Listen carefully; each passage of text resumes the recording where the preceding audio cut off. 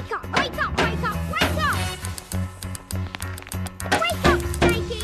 Welcome to MsMojo, and today we're counting down our picks for the top 10 things only adults notice in Back to the Outback. You should be careful, Jackie. They don't know you're kidding. They love it! Besides, keeps me young.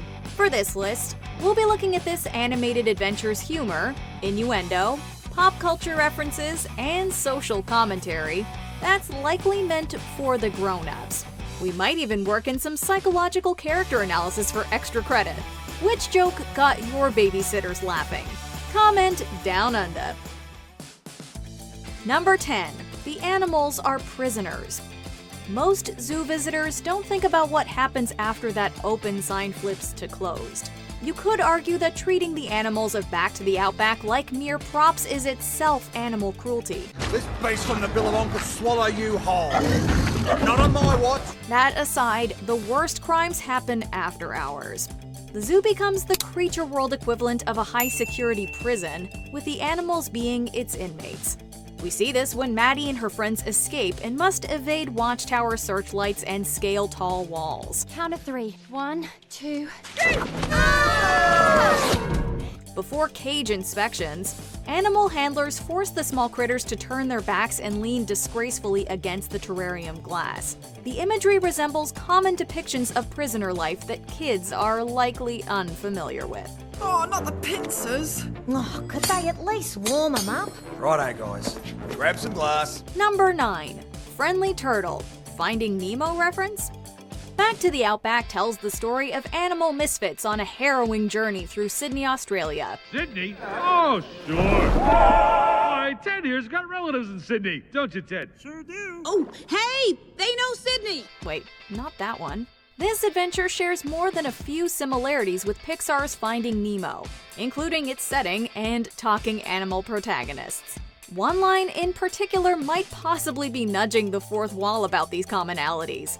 After Maddie and company have just broken out of the zoo, they contemplate how they can continue their journey towards freedom. We need to find a way across the harbour. Oh, does anyone know a friendly turtle? Might she be talking about the memorable EAC surfing reptile from Disney's blockbuster hit? We're not sure, but we'd be crushed if anyone told us otherwise. Give me some fin. Noggin. Dude. Number 8. Unbreakable Glass. Ready to get out there and meet your public? Yes. And I know you can't understand me, but I'm gonna make you so proud out there. The degree of anthropomorphism in Back to the Outback remains unclearly defined, and that's part of the fun. Though the humans sometimes seem to understand the animals certainly understand the humans. Sorry. That's okay. It's been that kind of week. The critters even show competent literacy regarding the English language. In one particular moment, they end up trapped in a terrarium that's branded with the warning, "Unbreakable Glass." From inside, the disclaimer appears backwards, and that's just how Frank the Spider reads it. Stand back. I will break the glass. Read the sticker, Frank. Salg alva keubnu. So? This clever deconstruction of language might be missed by those still learning their ABCs.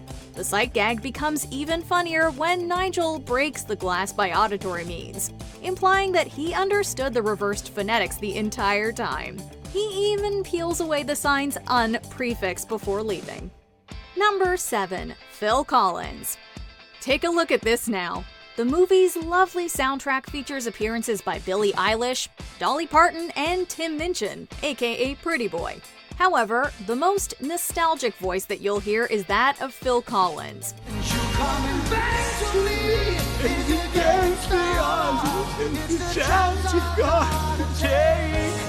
The former Genesis drummer's songs have appeared in multiple films during the 80s and beyond. And it turns out Pretty Boy is a fan of his metallic synth sound. Collins' music pops up several times, such as part of a news montage that mourns the loss of PB. The koala also euphorically rejoices during the climactic car chase when Sussudio comes on the radio. Phil. 80s babies, and maybe 90s kids too, will probably get a kick out of the throwback to new wave pop. Now, we just need that drum fill. This is my favorite part coming up right now. Number 6. Fame is fleeting. There's a message in Back to the Outback for those of us who grew up practicing Oscar acceptance speeches in the mirror. Life in the limelight looks glamorous, and that perception makes the masses regard celebrities as royalty. But his webcam, it's on 24/7, so you can see him anytime on that Pretty Boy app. Pretty Boy is the movie's commentary on celebrity life, and the entitlement that comes with it, as we see when he struts through Sydney with his head on high and therapist on speed dial. I don't dance, I work. I don't play, I slay. I don't walk, I strut, and then sashay. The adoration that PB is used to doesn't last long, though. The zoo instantly replaces the missing koala with an adorable quokka named Giggles, and he melts down when he finds out. Parent viewers might think to remind their children that one's opinion of oneself holds much more value than the rest of the world's. I had one thing going for me, my looks. And look what you've done to them. I'm slightly less attractive than I was before. Oh, brother. Number 5. Mad Max. Good animated comedies borrow, while great ones steal. Back to the Outback's climactic sequence pays homage to another Australian escapade. One young kiddos probably, hopefully, haven't seen yet. I live, I die, I live again. Chazz makes his final pursuit of the escaped zoo creatures alongside a biker gang that has the tendency to kick up desert sand. This culminates in a showdown on wheels between Chazz's bikers and a large fire truck operated by Maddie and Pretty Boy.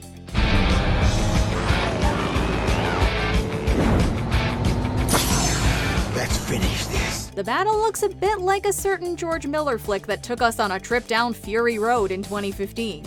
If that's not enough on the koala's nose, Pretty Boy even makes a more direct reference to the film.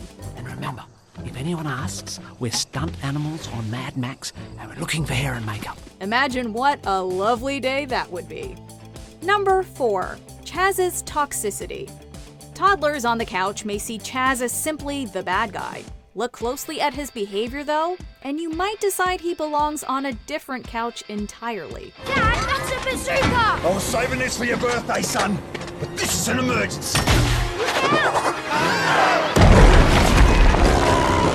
stop it, please! I'm doing this for you, Chazzy. Chazz plays father figure to 2 of the movie's characters, and he treats this role with dangerous irresponsibility. He raises Maddie as though she's loved, only to proclaim her a vicious monster before crowds. Wait, what? Oh, look at those hideous fangs. Hideous? But you said... He fabricates stories for his son Chazzy, teaching that all scary-looking animals must be murderers. Where were we? Chapter 4. How I fought a giant python and lost your mother. He even keeps a scary, snarling snake statue next to Chazzy's bed. Imagine if this led to Chazzy becoming an ignorant animal killer. He may eventually change his ways, but Chazz's early behavior is toxic enough to kill 100 people in 10 seconds. Number 3. Maddie's childhood abandonment issues. Good children's stories feature rich and complex characters like Maddie, who have more going on subtextually than meets her pretty doe eyes. You call that a smile? Come on, where are those fabulous fangs? She never knew any parent besides Chazz, on whom she imprinted after hatching. Maddie grows up desiring Chazz's approval, and she is devastated when he convinces her that she's ugly. Come on, show Auntie Jackie that beautiful face. I'm not beautiful. I'm a monster. When Pretty Boy leaves the group, Maddie is quickly dismissive of the koala and is ready to forget him. Her quick attachment to Pretty Boy, and her equally quick willingness to move on, is Psychology 101 abandonment behavior. He's gonna miss us. It's okay if you miss him too, Maddie. Are you kidding? You know that he's actually a marsupial, not even a bear. Ridiculous. She's overly sensitive to criticism and fearful of loss. Despite the film's happy ending, Maddie is likely going to be working out these issues long after the credits roll. I know. I should never have brought them out here. Number 2. Frank is hot and bothered. It's mating season in the Outback, and Frank the funnel web spider is victim number 1. He's extra toey right now because it's funnel web spider mating season, and he's the only one in captivity. I can't believe you just told them that. You have been a bit tense lately, Frank. Though he's not the only animal succumbing to the season of love. Much of Frank's screen time involves his admiration for other arachnids.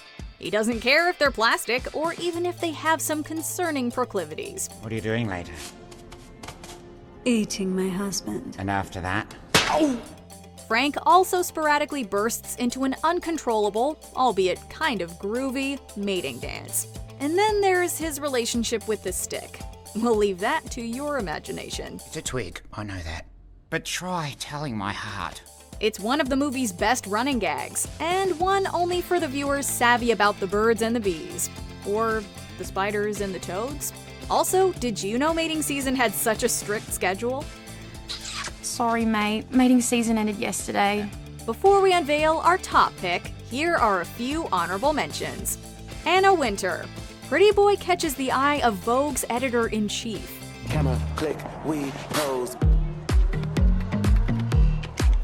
Yes, it's me. Platypus wardrobe problems.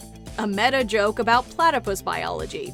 Am I cute? Am I ugly? Am I a duck? Am I a beaver? It's very hard for me to buy clothes off the rack. Bloomin' onions. Not the Outback Steakhouse appetizer. Ah, my bloomin' onions! Public fascination with animals on live stream.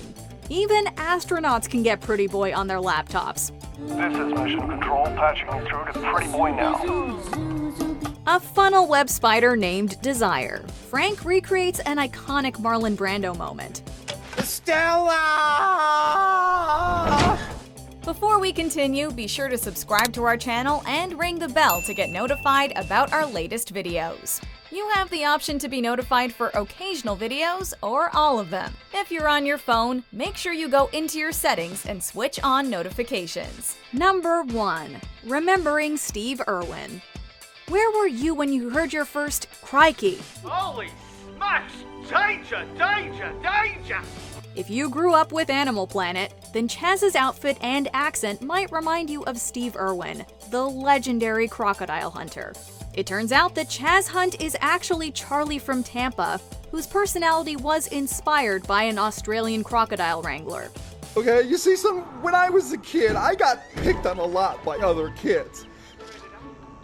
And then one day, I saw this Australian guy on TV wrestling a crocodile. And he sounded so cool, you know? Though not called by name, the man on TV bears a strong resemblance to Mr. Irwin.